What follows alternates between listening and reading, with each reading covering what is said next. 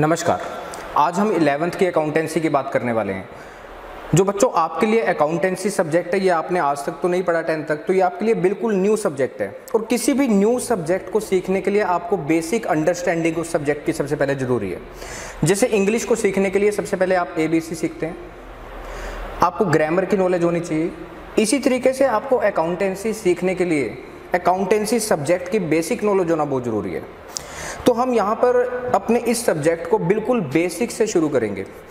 अच्छा जी, आप अकाउंट्स तो पढ़ रहे हैं, लेकिन इसकी इम्पोर्टेंस क्या रहने वाली है आपकी लाइफ में? हो सकता है अगर आपका अकाउंटिंग फील्ड में इंटरेस्ट जागता है तो आप किसी कंपनी में जॉब पर जाएं, एज अ अकाउंटेंट उस कंपनी की अकाउंटिंग करें।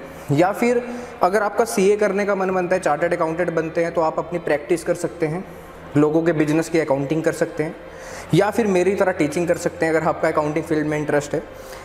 तो ये फ़ायदा होने वाला है अकाउंटिंग सब्जेक्ट को सीख कर आपको। अच्छा जी, इसके बाद बिजनेस को अकाउंटिंग की ज़रूरत क्यों पड़ती है? बिजनेस अपनी अकाउंटिंग क्यों करते हैं? तो इस चीज़ को समझते हैं, लेकिन उससे पहले एक एग्जाम्पल लेंगे। जैसे मैं कहता हूँ, ये मिस्टर राम हैं।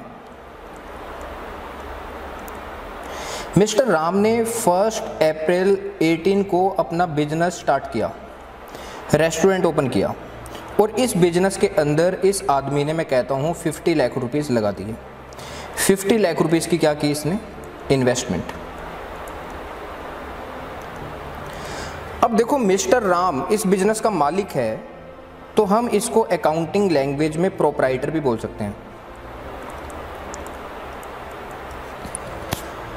और जो इस आदमी ने बिजनेस के अंदर इन्वेस्टमेंट की, इसको मैं एक और नाम भी दे सकता हूँ, कैपिटल। मालिक बिजनेस के अंदर जो भी इन्वेस्टमेंट करेगा, उस इन्वेस्टमेंट की जो भी वैल्यू होगी, उसको हम बोलेंगे कैपिटल। यहाँ पर बिजनेस का एक मालिक है और उसका नाम है मिस्टर राम। जब एक आदमी बिजनेस करता है तो ये बिजनेस को करने की सबसे बेसिक फॉर्म होती है, जिसको बोला जाता है सोल प्रोप्राइटरशिप।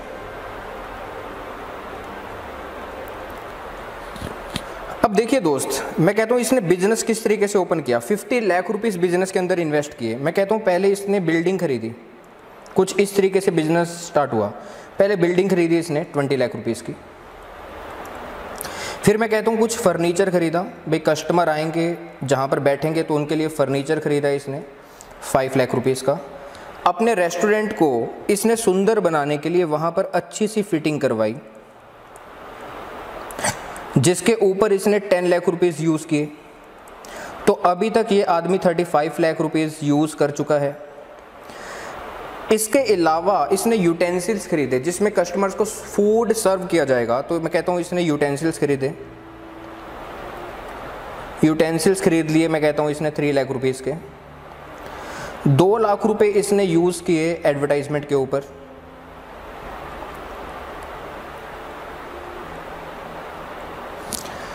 तो 40 लाख रुपीज़ यूज़ हो गए।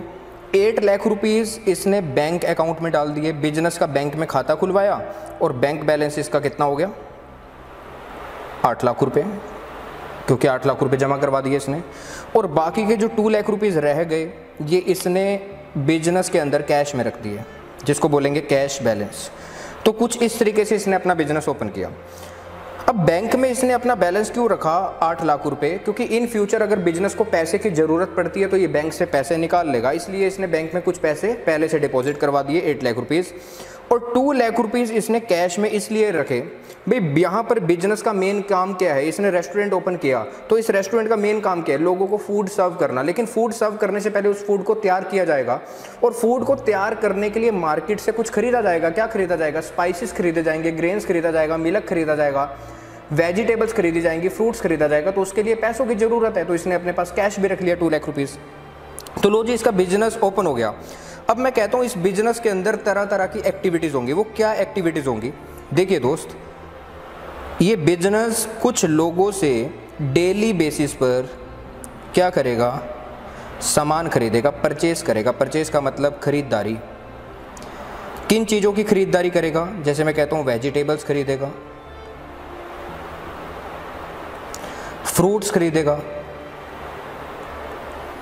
मिल्क खरीदेगा, ग्रेन्स खरीदेगा, स्पाइसेस खरीदेगा, इसके अलावा भी बहुत कुछ मार्केट से खरीदेगा। इन लोगों को हम किस चीज़ का नाम देंगे? इनको बोलेंगे सप्लायर। जिनसे हम सामान खरीदते हैं उनको क्या बोला जाता है? सप्लायर्स। और इसके बदले में, सामान को खरीदने के बदले में क्या करेगा? इनको पेमेंट करेगा।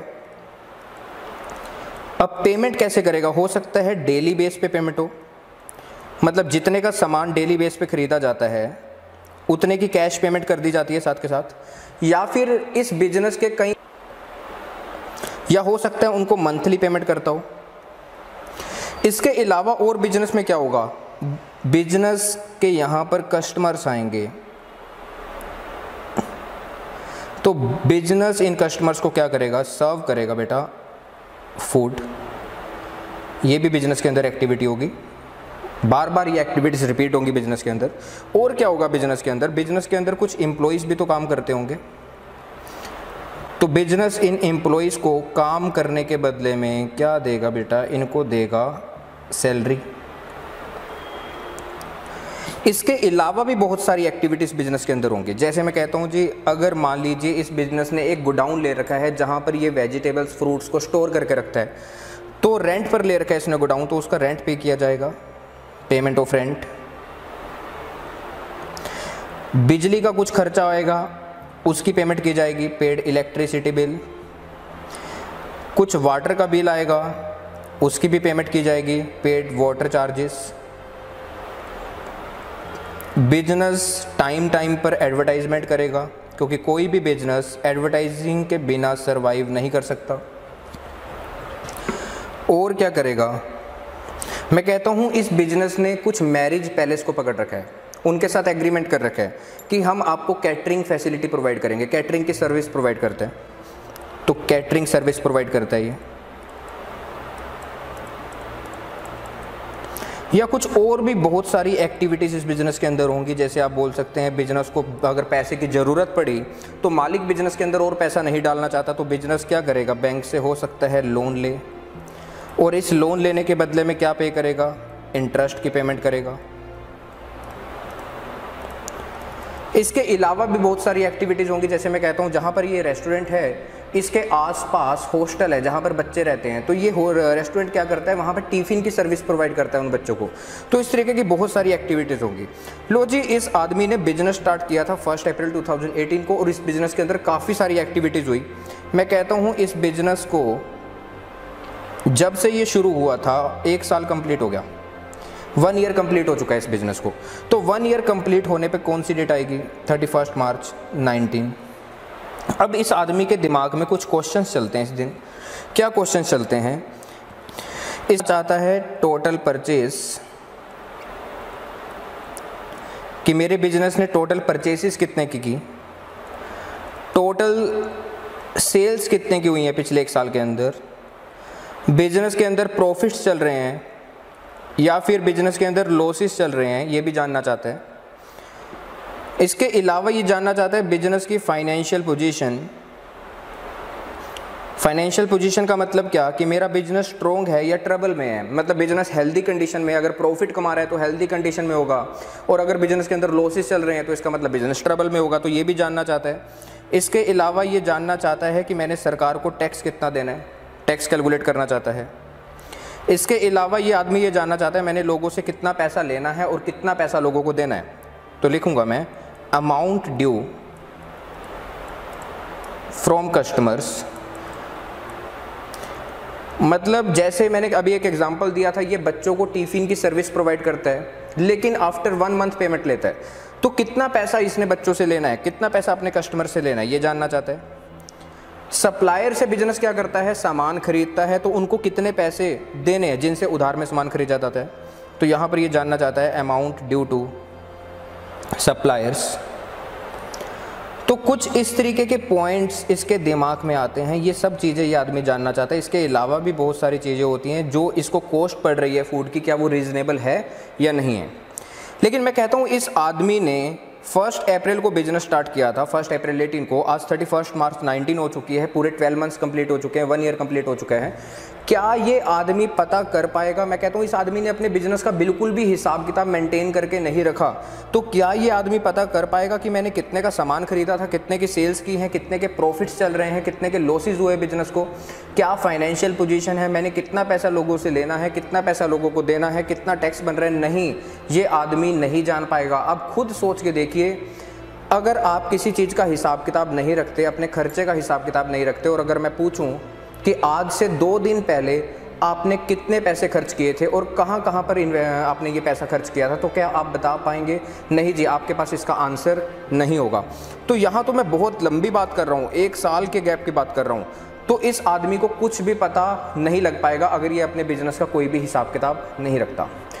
तो इस आदमी को अपने बिजनेस का सिस्टमेटिक वे से हिसाब किताब रखना चाहिए, तभी ये आदमी पता कर सकता है कि मेरे बिजनेस के क्या प्रॉफिट हैं, क्या लॉसेस हैं, कितने की एसेट्स हैं, कितने की परचेजेस हैं, कितने की सेल्स हैं, कितना पैसा लोगों से लेना है, कितना पैसा लोगों को देना है। तो इसलिए इस आदमी को अपना हिसाब किताब रखने के लिए अकाउंटिंग की ज़रूरत पड़ती है। अकाउंटिंग एक ऐसा मैकेनिज्म है जिससे आप बिजनेस की एक एक चीज़ का हिसाब किताब रख सकते हैं। मतलब अगर आप प्रॉपर तरीके से अपने बिजनेस के अकाउंटिंग रिकॉर्ड रखते हैं ना, तो आज ये जो कौन सा साल चल रहा है, 1920 फाइनेंशियल ईयर 1920 चल रहा है, तो अगर आप अपने बिजनेस के प्रॉपर रिकॉर्ड रखते हैं ना, तो जिस आदमी को अकाउंटिंग की नॉलेज है वो आदमी 11 मार्च 2011, मैं काफ़ी समय पहले की बात कर रहा हूँ, कुछ साल पहले की बात कर रहा हूँ, वो आपके अकाउंटिंग रिकॉर्ड्स चेक करके ये भी बता सकता है कि 11 मार्च 2011 को आपके बिजनेस ने कितने की सेल्स की थी, कितने की परचेजेस की थी, और किस किस आदमी को पैसा दिया था, और किस किस आदमी से पैसा आया था, और कितना पैसा आया था, ये सब कुछ बता सकता है। लेकिन उसके लिए शर्त ये है, आपको अपने बिजनेस के अकाउंटिंग रिकॉर्ड मेंटेन रखने पड़ेंगे। तो बिजनेस को अकाउंटिंग की ज़रूरत क्यों पड़ती है, हमारा टॉपिक यही था, नीड ऑफ अकाउंटिंग। तो बिजनेस को अपने अकाउंटिंग की ज़रूरत क्यों पड़ती है? ताकि बिजनेस एक एक चीज़ का हिसाब किताब अपने पास रख सके और सिस्टमेटिक वे से रख सके। तो हमने यहाँ पर जाना कि बिजनेस को अकाउंटिंग की ज़रूरत क्यों पड़ती है, तो समझ आया दोस्त। अगर मैं सिंपल लैंग्वेज में बात करूँ, In simple language, accounting is the system of tracking the incomes, expenses, assets and debts of a business। कहता है अकाउंटिंग एक ऐसा सिस्टम है जहां से आप क्या ट्रैक कर पाएंगे, किसी भी बिजनेस की इनकम्स, एक्सपेंसेस को ट्रैक कर पाएंगे कि कितने के खर्चे कर रहे हैं, एसेट्स उस बिजनेस की संपत्ति कितने की है, डेट्स उस बिजनेस के ऊपर कर्ज कितने का चल रहा है, कितने की देनदारी है उस बिजनेस की, ये सब कुछ ट्रैक कर पाएंगे किसकी मदद से? अकाउंटिंग की मदद से। आगे कहता है when looked at with a trend आई, अगर ट्रेंड आई से देखा जाए ना किसको, अब बिजनेस अकाउंटिंग रिकॉर्ड्स, अगर बिजनेस के जो अकाउंटिंग रिकॉर्ड्स हैं उनको ट्रेंड आई से देखा जाए तो वो क्या बताते हैं? कहते हैं truly tell the story of the business. वो बिजनेस की सारी स्टोरी आपको बता देते हैं। ट्रेंड आई का मतलब यहाँ पर क्या, मतलब यहाँ पर देखो, इंडिया में हर किसी आदमी को अकाउंटिंग करनी थोड़े ना आती है। जिस आदमी को अकाउंटिंग करनी आती है वही तो अकाउंटिंग रिकॉर्ड्स को चेक कर सकता है, उसकी तो आईज ट्रेंड होंगी। जिसको अकाउंटिंग आती ही नहीं, जिसने कभी अकाउंटिंग सीखी नहीं, तो वो तो उसकी भाषा ही नहीं समझ पाएगा अकाउंटिंग की। तो अगर आपको अकाउंटिंग आती है तो आपकी आईज ट्रेंड है अकाउंटिंग रिकॉर्ड्स को चेक करने के लिए। और अगर आपको अकाउंटिंग आती है, आप किसी भी बिजनेस के अकाउंटिंग रिकॉर्ड्स को चेक करते हैं, तो आप उस बिजनेस की ओवरऑल सारी की सारी स्टोरी बता सकते हैं। जितने सालों के रिकॉर्ड आपके सामने रखे जाएंगे उतने सालों की आप उस बिजनेस की स्टोरी बता दोगे। आप 10 साल पहले की बात भी उस बिजनेस की जान लोगे कि इस बिजनेस ने 10 साल पहले कितने की सेल करी थी, कितने के प्रॉफिट हुए थे, कितने के लॉसेज हुए थे, उस टाइम बिजनेस की फाइनेंशियल पोजीशन कितनी थी, ये सब कुछ आप पता कर पाएंगे अकाउंटिंग की मदद से, बशर्ते अकाउंटिंग रिकॉर्ड मेंटेन होने चाहिए और आपको अकाउंटिंग आनी चाहिए। आगे कहते हैं you can learn simple things such as whether it's growing और डिक्लाइनिंग। आप ये भी पता कर सकते हैं कि बिजनेस ग्रोइंग है या डिक्लाइनिंग है, मतलब बिजनेस ऊपर जा रहा है, बिजनेस प्रॉफिट्स कमा रहा है या नहीं, या फिर डिक्लाइनिंग स्टेज पर है, क्या पता बिजनेस के अंदर लॉसेस चल रहे हैं। तो लो जी आगे चलते हैं। देखिए दोस्त, अभी तक आपका जो नया साल स्टार्ट होता था वो कब होता था? 1 जनवरी को, और ख़त्म कब होता था? 31 दिसंबर को। इसको आप क्या बोलते थे? Calendar year. लेकिन अब आप कॉमर्स के स्टूडेंट बन चुके हैं, तो आप छोड़ दीजिए कि हमारा नया साल 1 जनवरी को स्टार्ट होता है और ख़त्म 31 दिसंबर को होता है। नहीं जी, आप कॉमर्स के स्टूडेंट हैं तो आपके लिए अब से नया साल स्टार्ट होगा 1 अप्रैल को और ख़त्म होगा 31 मार्च को। इसको बोला जाता है फाइनेंशियल ईयर। मैंने क्या बोला? 1 अप्रैल टू 31 मार्च। इस टाइम को आप क्या करेंगे? कंसीडर करेंगे काउंटिंग करते समय। ऐसा क्यों? क्योंकि जो सरकार है ना, जो हमसे वो टैक्स लेती है, जो हमारे देश का टैक्स लॉ है, वो कहता है जी जो हम आपकी इनकम के ऊपर टैक्स लेंगे ना, वो लेंगे 1 अप्रैल से लेकर 31 मार्च के बीच में जो आपने कमाया उसके ऊपर हमें टैक्स दो। तो हमें अपनी इनकम को कैलकुलेट करने के लिए अपने अकाउंटिंग रिकॉर्ड भी कुछ इस तरीके से मेंटेन करने पड़ेंगे टैक्स लॉ को समझते हुए, 1 अप्रैल टू 31 मार्च, तभी हम इनकम कैलकुलेट कर पाएंगे 1 अप्रैल से लेकर 31 मार्च तक की, और तभी टैक्स आपको पता लग पाएगा। तो इसलिए हम अकाउंटिंग करते समय जो साल फॉलो करते हैं वो फाइनेंशियल ईयर फॉलो करते हैं, कैलेंडर ईयर नहीं फॉलो करते। फाइनेंशियल ईयर 1 अप्रैल को स्टार्टिंग और 31 मार्च को एंड, इसको बोलते हैं क्लोजिंग डेट। इसके अलावा दोस्त मैं आपको एक और चीज़ बताना चाहता हूँ, जो बिजनेस होता है और जो उस बिजनेस का मालिक है, हम इन दोनों को, बिजनेस और उसके मालिक को, एक दूसरे से अकाउंटिंग करते समय हमेशा और हमेशा सेपरेट मानेंगे कि ओनर एक अलग चीज़ है और उसका बिजनेस एक अलग चीज़ है। बिजनेस एक अलग चीज़, ओनर एक अलग चीज़, इनको सेपरेट क्यों मानेंगे? हम अकाउंटिंग करते समय कुछ रूल्स एंड रेगुलेशंस को फॉलो करते हैं, कुछ प्रिंसिपल्स को फॉलो करते हैं, कुछ कॉन्सेप्ट्स को फॉलो करते हैं। तो एक कॉन्सेप्ट है business entity concept. Business entity concept हमें कहता है कि जब आप बिजनेस की अकाउंटिंग कर रहे हैं तो बिजनेस को अलग मानिए और उसके ओनर को अलग मानिए, दोनों को एक दूसरे से सेपरेट मानिए, तभी आप बिजनेस की अकाउंटिंग सही तरीके से कर पाएंगे। आप अकाउंटिंग किसकी करते हैं? क्या इस ओनर की अकाउंटिंग करते हैं क्या? नहीं, आप इस ओनर की अकाउंटिंग नहीं करते दोस्त। तो इसके व्यू पॉइंट से आप कभी भी नहीं सोचेंगे अकाउंटिंग करते समय। आप अकाउंटिंग किसकी करते हैं? आप बिजनेस की अकाउंटिंग करते हैं। तो हमेशा और हमेशा जब आप अकाउंटिंग करेंगे तो आपको बिजनेस के व्यू पॉइंट से सोचना है और इन दोनों को एक दूसरे से क्या मानना है? सेपरेट। तो अकाउंटिंग व्यू पॉइंट से, अकाउंटिंग व्यू पॉइंट से अगर मैं बात करूं तो ये एक दूसरे से सेपरेट हैं। लेकिन अगर मैं लीगल व्यू पॉइंट से बात करूं तो क्या ये एक दूसरे से सेपरेट हैं? लीगल व्यू पॉइंट से ये एक दूसरे से सेपरेट नहीं होते। सर ये क्या? बिजनेस एंटिटी कॉन्सेप्ट कहते हैं जब आप अकाउंटिंग कर रहे हैं तो बिजनेस को और उसके ओनर को एक दूसरे से सेपरेट मानिए। आप बिजनेस की अकाउंटिंग करिए और बिजनेस के व्यू पॉइंट से सोचिए। सो अकाउंटिंग व्यू पॉइंट से तो ये सेपरेट हुए। क्या लीगल व्यू पॉइंट से भी सेपरेट है? लीगल व्यू पॉइंट का मतलब ये, मान लीजिए इस आदमी का जो ये बिजनेस है, मैं कहता हूँ लॉसेस में चल रहा है, तो इस आदमी ने सोचा इस बिजनेस को बंद कर दिया जाए। इस बिजनेस के ऊपर जो कर्ज है मैं कहता हूँ वो 10 लाख रुपीज़ का है और इसने बिजनेस को बंद किया और उसको सेल कर दिया। मैं कहता हूँ बिजनेस को बंद करने पर जब सेल की तो 5 लाख रुपए मिले और इसने 5 लाख रुपए लोगों के वापस कर दिए। देने कितने थे? 10 लाख। अभी भी कितने पैसे देने बाकी हैं? 5 लाख। ये 5 लाख रुपए जो लोगों के अभी भी देने हैं, ये कैसे दिए जाएंगे? ये जो ओनर है ना इस बिजनेस का, इस आदमी की पर्सनल प्रॉपर्टीज, इसका घर, इसकी गाड़ी, सब कुछ बेचा जा सकता है लोगों का पैसा चुकाने में। तो ये लीगल व्यू पॉइंट से एक दूसरे से सेपरेट नहीं है, कानूनी रूप से एक दूसरे से सेपरेट नहीं है। लेकिन जब हमें किसी बिजनेस की अकाउंटिंग करनी है तो हम ओनर और उसके बिजनेस को एक दूसरे से सेपरेट मानेंगे, तभी हम अकाउंटिंग को सही तरीके से कर सकते हैं किसी भी बिजनेस की। अब दोस्तों इंग्लिश सीखने के लिए आपको सीखनी पड़ती है सबसे पहले ABC। तो ऐसे ही अकाउंटिंग सीखने के लिए आपको कुछ इम्पोर्टेंट अकाउंटिंग टर्म्स को समझना पड़ेगा। तो हम यहाँ पर टर्म स्टार्ट कर रहे हैं। सबसे फर्स्ट जो टर्म आती है हमारे पास वो आती है बिजनेस ट्रांजैक्शन। ये बिजनेस ट्रांजैक्शन क्या चीज़ होती है? कहते हैं transaction is an economic activity of the business that changes it's financial position.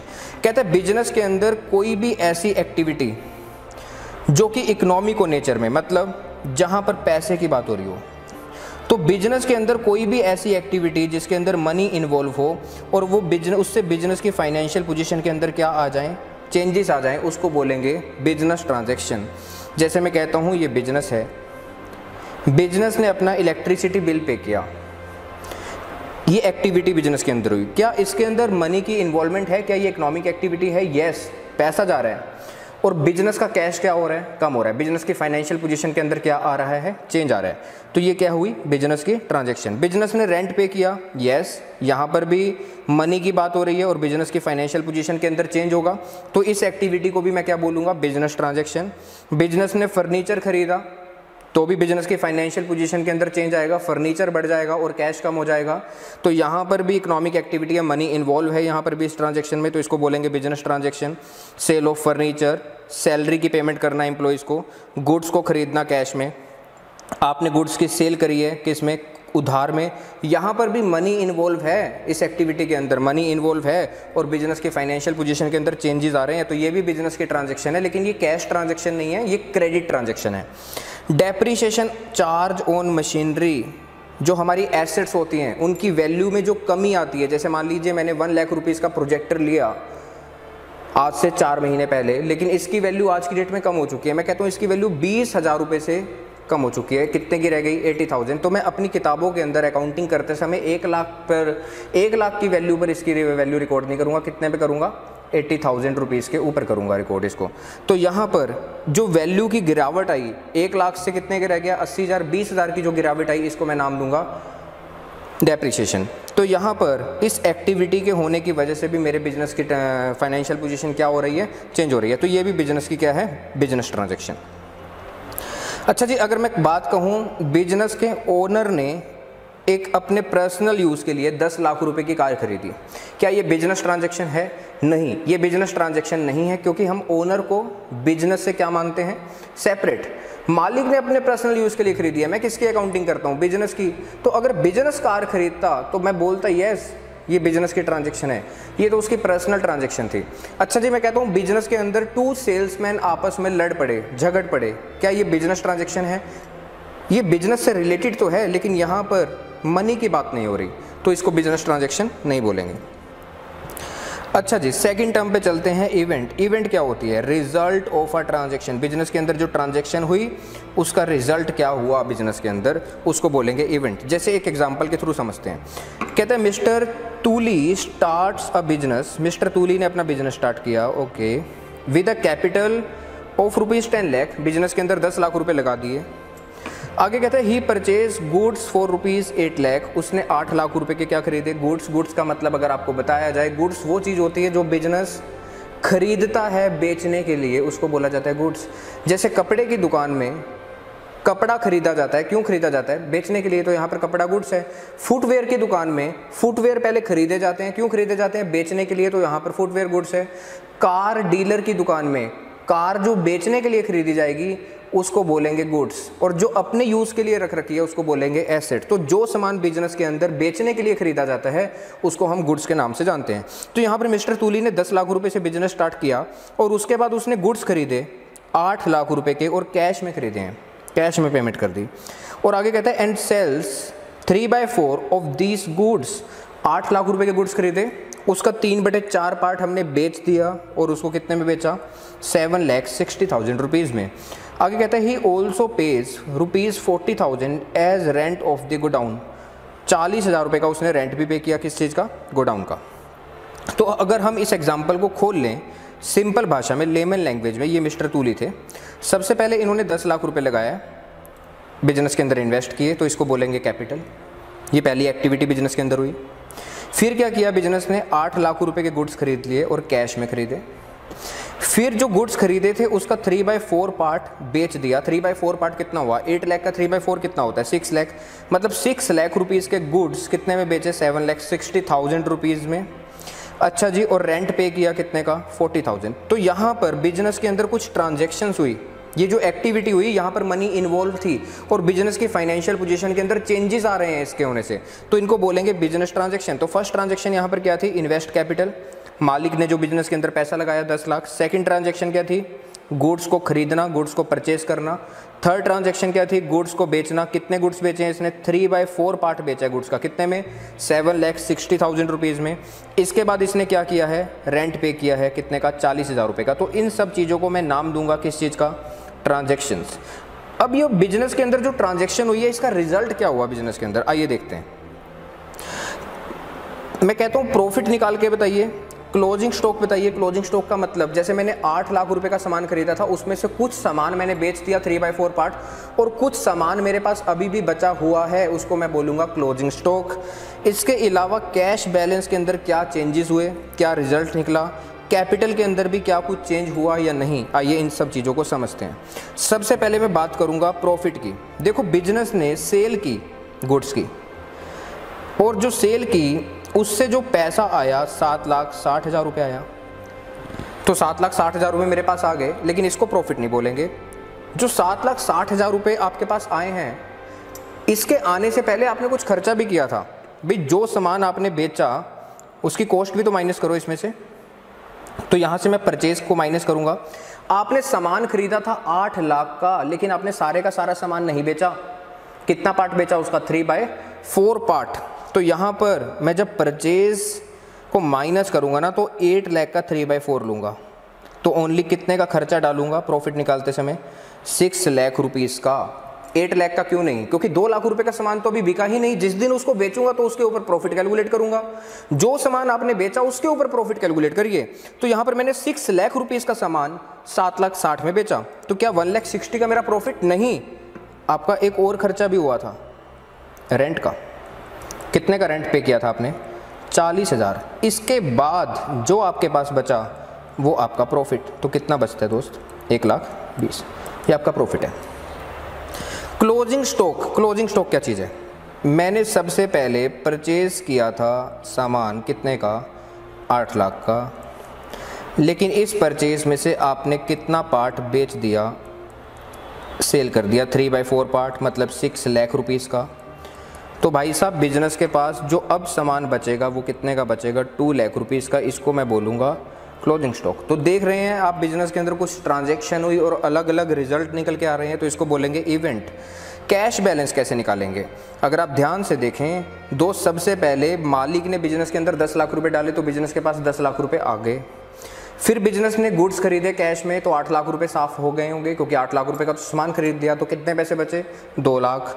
फिर हमने उसमें से 6 लाख का सामान 7,60,000 में बेचा, तो 7,60,000 रुपीज़ आए। तो 2 लाख पहले थे मेरे पास पड़े हुए, 7,60,000 और आ गए, तो कितने हो गए? 9,60,000। फिर मैंने रेंट भी पेमेंट की, रेंट की पेमेंट की 40,000, तो कितना पैसा बचेगा? 9,20,000। तो देखिए दोस्त, सबसे पहले बिजनेस के पास जो ओपनिंग कैश पड़ा था वो पड़ा था 10 लाख रुपीज़ का। फिर हमने इसमें से कुछ का सामान खरीद लिया था कैश में, कितने का? 8 लाख रुपीज़ का। तो कितने पैसे रह गए? 2 लाख रह गए। फिर हमने कुछ सामान बेचा, 6 लाख रुपए वाला सामान कितने में बेच दिया? 7,60,000 में। तो मेरे पास कैश आया, क्योंकि मैंने कैश में सामान को बेचा, तो हमारे पास 9.6 लाख रुपीज़ इकट्ठे हो गए।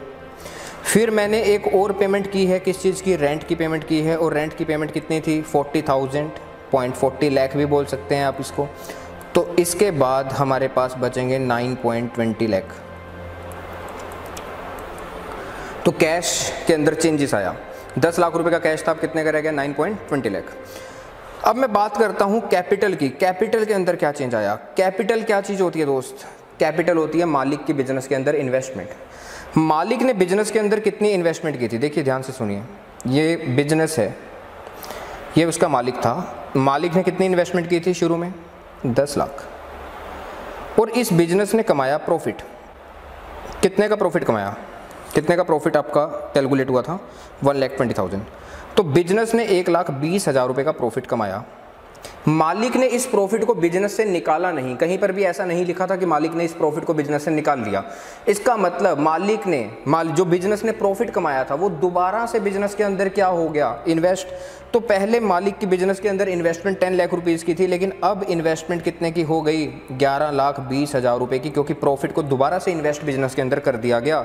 तो यहाँ पर हमारी अब कैपिटल कितनी हो जाएगी? ओपनिंग कैपिटल कितनी थी बिजनेस के अंदर मालिक की? वो थी 10 लाख रुपीज़। लेकिन बिजनेस ने जो प्रॉफिट जनरेट किया, मालिक ने उसको दोबारा से बिजनेस में री इन्वेस्ट कर दिया। तो मैं इसके अंदर ऐड कर दूंगा प्रॉफिट कितने का? 1,20,000। तो हमारे पास हो गए 11,20,000। तो ये रिजल्ट निकले हैं ट्रांजैक्शन होने की वजह से। तो इस लेक्चर में हमने 2 टर्म्स को कवर किया। एक तो जाना नीड ऑफ अकाउंटिंग, और एक जाना बिजनेस ट्रांजैक्शन क्या होती है, और एक जाना इवेंट क्या होता है, और एक जाना फाइनेंशियल ईयर क्या होता है। इन सब चीज़ों को हमने जाना। तो ये लेक्चर नंबर 1 था। लेक्चर नंबर 2 में हम और इम्पोर्टेंट टर्म्स की बात करेंगे, और वहाँ पर जानेंगे कि एसेट्स क्या होती हैं, कैपिटल क्या होती है, ड्राइंग्स क्या होती है। Thank you so much.